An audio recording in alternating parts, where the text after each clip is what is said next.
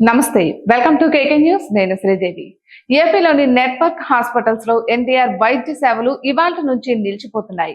రాష్ట్ర ప్రభుత్వం నెట్వర్క్ ఆసుపత్రులను దాదాపు 3,500 కోట్ల బకాయిలు పెట్టిందని, దీంతో హాస్పిటల్స్ నడపలేక వైద్య సేవలు నిలిపివేస్తున్నట్లుగా ఏపీ స్పెషాలిటీ హాస్పిటల్ అసోసియేషన్ ప్రకటించింది.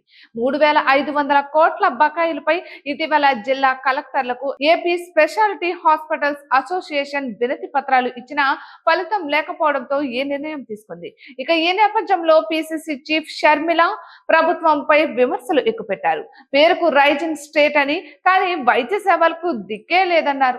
పేదోడి అనారోగ్యానికి రాష్ట్రంలో భరోసా లేదని ఆరోపించారు. ప్రజా ఆరోగ్యంపై కూటమి ప్రభుత్వానికి అంతులేని నిర్లక్ష్యం ప్రదర్శిస్తుందని విమర్శించారు.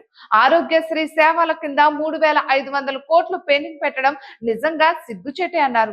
గత 9 నెలలుగా పూర్తి స్థాయిలో బకాయిలు విడుదల చేయకుండా వైద్య సేవలు ఆపేదాకా చూడడం అంటే ఆరోగ్యశ్రీపై సర్కారుకున్న చిత్తశుద్ధి ఏంటో అర్థమవుతుంది అంటూ చెప్పుకొచ్చారు. ఇక పథకాన్ని నిర్వీర్యం చేసే కుట్రలో భాగమే ఇదంతా అని ఆరోపించారు. కూటమి ప్రభుత్వం అధికారంలోకి వచ్చిన నాటి నుంచి ఆరోగ్యశ్రీ అనారోగ్యశ్రీగా మారింది అంటూ అన్నారు. పేదోడికి వైద్యం అనేది అందని ద్రాక్ష అయిందని విమర్శించారు. వైద్య సేవలను విస్తృత పరుస్తామని, వైద్యానికి గ్లోబల్ సిటీగా చేస్తామని గొప్పలు చెప్పిన చంద్రబాబు గారు ముందు ఆరోగ్యశ్రీ నిధులు విడుదల చేయాలని ఆమె కోరారు. ఇక ఏ ప్రభుత్వం బకాయిలు పెట్టినా అవి చెల్లించాల్సిన బాధ్యత మీదే అని తెలుసుకోవాలన్నారు.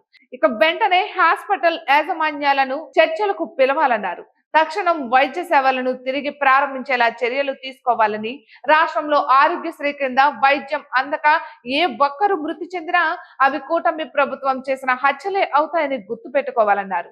ఇక పేదవారి ఆరోగ్యానికి సంజీవనిలా మారిన ఆరోగ్యశ్రీ పథకానికి ఎటువంటి ఇబ్బందులు రాకుండా చూడాలని కాంగ్రెస్ పార్టీ తరఫున కూటమి ప్రభుత్వాన్ని డిమాండ్ చేశారు. ఇటువంటి మరెన్నో వీడియోస్ కోసం కేకే న్యూస్ తెలుగు ఛానల్ ని సబ్స్క్రైబ్ చేసుకోండి.